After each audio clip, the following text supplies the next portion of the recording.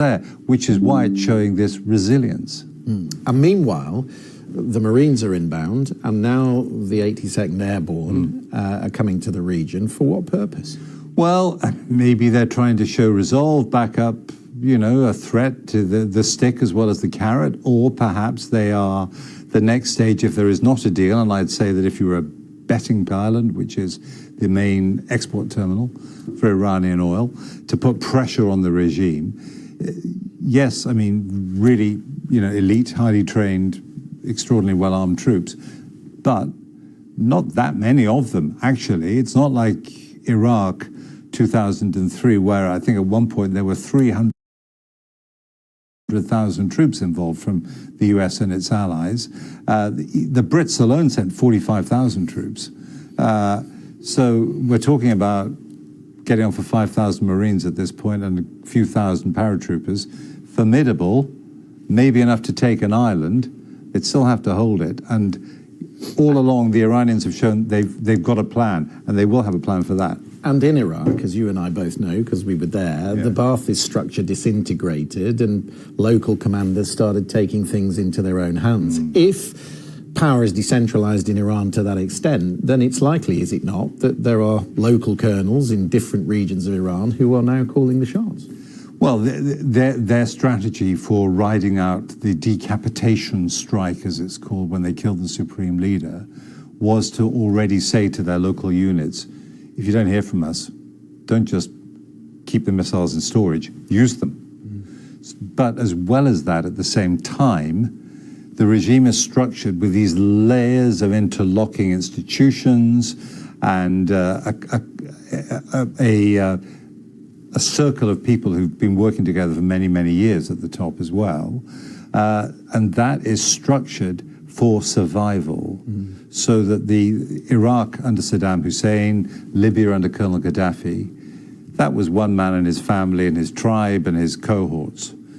In Iran, there is a system. It's a different thing. And it's also absolutely ironclad religious ideology behind it, as well as nationalism.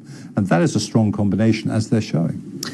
Crucially important perspective on where we are right now. Jeremy Bain, thank you very much for that.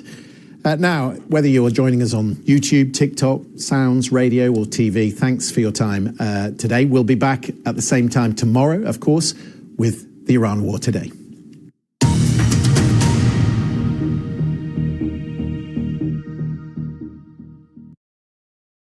Ten years ago, it all began with one trade. Discipline became my edge.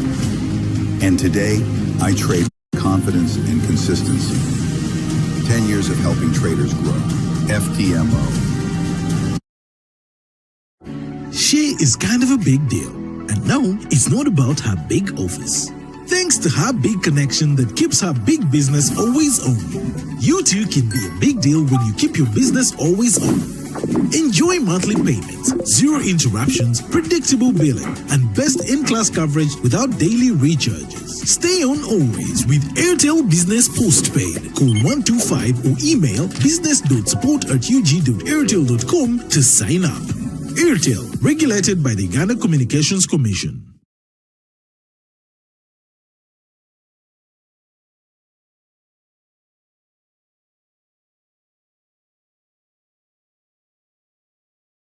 A lot of people have been pointing out the difference between this version of Donald Trump from 2011 during the Obama administration. Our president will start a war with Iran because he has absolutely no ability to negotiate, because he thinks that's the only way he can get elected. Isn't it pathetic? And this version of Donald Trump from 2026 during the second Trump administration. We have hit hundreds of targets in Iran. Revolutionary Guard facilities, Iranian air defense systems. The version that just announced the killing of Iran's supreme leader in a US-backed airstrike. Ayatollah Khamenei is dead. The version that has carried out unprovoked military operations all over the world. The US has launched military strikes on Iran, Yemen, Nigeria, and Syria. and American forces snatched Venezuela's president in an overnight raid. This is the same guy who only 18 months ago was promising to end American involvement in foreign wars. They've taken away your money and sent our blood and treasure to fight stupid foreign wars in countries that you've never heard of. This Tuesday is your chance to stand up and declare that you're not going to take it anymore. Now, the response to this attack on Iran has been, well, mixed. Some are accusing Trump of betraying his campaign promises or lying to get elected. Others are congratulating his decision to take out the top levels of Iran's regime.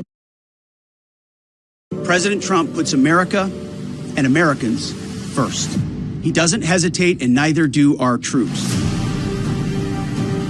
And anti-war commentators from across the political spectrum are calling him all kinds of names. This is pure insanity. Does anyone think America will be stronger after this war? Of course not. America will be weaker. The man that said no more foreign wars, and we're a year in, and we're in another f***ing war. Your tax dollars are being used to bomb Iran, while Donald Trump ignores the struggles of working people who can't afford health care. But I think the most interesting question is, why did he do this? This is an incredibly risky move for a president who pledged to stop wars, not start them. Why did someone who has, for more than a decade, decried any suggestion of conflict with Iran, sent the US military to try and topple a large, sophisticated and highly entrenched regime?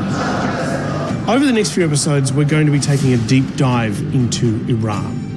It's a very complicated country in an even more complicated region. And there's a lot to say about it. So we'll take a close look at the regime Trump is trying to get rid of, its history, its problems, and what might happen to it next. But first, we're looking at Iran's relationship with the US and how Trump convinced himself that dropping bombs onto a country to topple its regime doesn't count as a stupid foreign war. I guess the worst case would be we do this and then somebody takes over who's as bad as the previous person, right? That could happen. I'm Matt Bevan, and this is If You Listen. Okay, we're going to start with a bit of a geography lesson. It is only 24 miles wide. Few people even know where it is. Yet the Strait of Hormuz at the opening of the Persian Gulf is essential to the energy needs of the West and Japan. The Strait of Hormuz is a very strange place. A narrow body of water with enormous jagged mountains rising up on both sides. The surrounding landscape is hot and inhospitable, and nobody would pay much attention to it, if not for the fact that a sizable proportion of the world's oil and gas sails through it. Tankers carry oil from Saudi Arabia, Kuwait and the United Arab Emirates, as well as Iran and Iraq.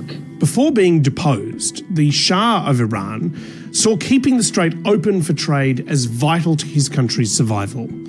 He spent enormous resources building a massive navy to guarantee the security of tankers travelling through the strait. But all of that changed in 1979 when he was overthrown in the Islamic Revolution, and the strait fell into chaos. Once patrolled by the Shah's powerful fleet, the Hormuz Straits are the jugular vein of the world's industrialized nations. The new Iranian regime saw the strait as leverage. If threatened, they could block trade from travelling through it. If the straits were blocked, even temporarily, the industrialized world could grind to a halt. Whenever the regime is in trouble, they remind everyone of their trump card. The revolutionary government in Tehran claims it will close the strait by force. Every time this happens, the US sends battleships into the region to protect the tankers and keep the strait open. Can you imagine the precedent that would be set if we all stepped back and said, well, this barbaric country has a right to close down these international waters? Generally, the Americans keep their threats kind of vague and, frankly, a little creepy. I think it's far better if the Iranians go to bed every night wondering what we might do. For 47 years, the Iranians kind of kept wondering.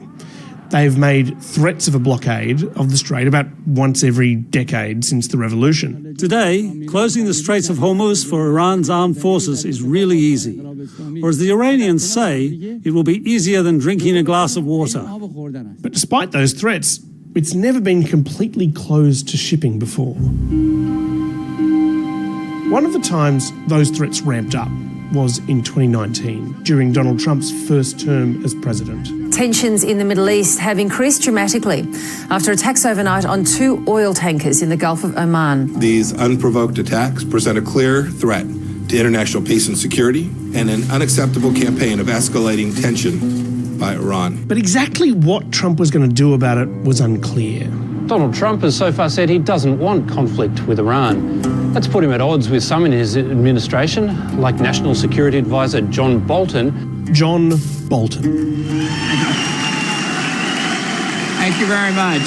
John Bolton had been a top official in the George W. Bush administration, and up until he was appointed as Donald Trump's National Security Advisor, he'd been on the speaking circuit, pushing for the US to invade Iran. That the declared policy of the United States of America should be the overthrow of the mullah's regime in Tehran. Bolton predicted in a speech that the regime of Ayatollah Khamenei would be gone by 2019. And that's why before 2019, we here will celebrate in Tehran. Thank you very much. But in 2019, with Iran attacking oil tankers in the Strait of Hormuz, Bolton was actually in a position to finally make that prediction come true. But it wasn't going to be easy getting Donald Trump to agree to it. Obviously, the war in Iraq was a big, fat mistake. They lied. Okay. They said there were weapons of mass destruction. There were none, and they knew there were none. We should have never been in Iraq. We have destabilized the Middle East. Trump had run for office in 2016 by promising to put America first and stay out of endless foreign wars. For years, we have been caught up in endless wars and conflicts under the leadership of failed politicians and a totally failed foreign policy. Now, as Iran seemingly threatened the global oil supply in retaliation for increased US economic sanctions, Trump didn't seem to be in the mood to escalate. Do I want war? I don't want war with anybody. I'm somebody that would like not to have war. Over the course of a few months, things began heating up. Multiple ships were harassed and hit by sea mines. Saudi oil facilities were hit by missiles. Iran's parliamentarians chant death to America, and the US continues to show it's ready for war. The climactic point happened when an American drone was shot out of the air by Iranian forces. John Bolton and a number of other top advisors wanted the president to do something about it. All of his advisors, all of them, recommended retaliating for the strike against the American drone and Iran's earlier conduct in the Gulf, attacking shipping. But Trump asked them a question. They came and they said, "Sir, we're ready to go. We'd like a decision." I said, "I want to know something before you go. How many people will be killed? In this case, Iranians." And the answer made Trump second-guess himself. They said, came back, said, "Sir, approximately 150. And I thought about it for a second. I said, you know what? They shot down an unmanned drone. Here we are sitting with 150 dead people, and I didn't like it. I didn't think it was proportionate." Bolton later wrote in his book that he was disturbed. Not with the decision itself, but with the way Trump made it. The process that had been followed to reach that decision was kind of textbook Washington, how you make a serious decision in the national security area. And his decision not to follow through was based on an anecdote at the last minute without any others being consulted. Bolton said making decisions like this on a whim could lead to more serious problems. The question is how decisions are best made in the national interest of the United States, not simply by Trump's gut reaction. But Trump's takeaway was he trusted his gut reaction. You have to follow your gut. The Strait opened, shipping traffic resumed. Nobody died. The US avoided an endless war. That was the Trump doctrine. No endless war.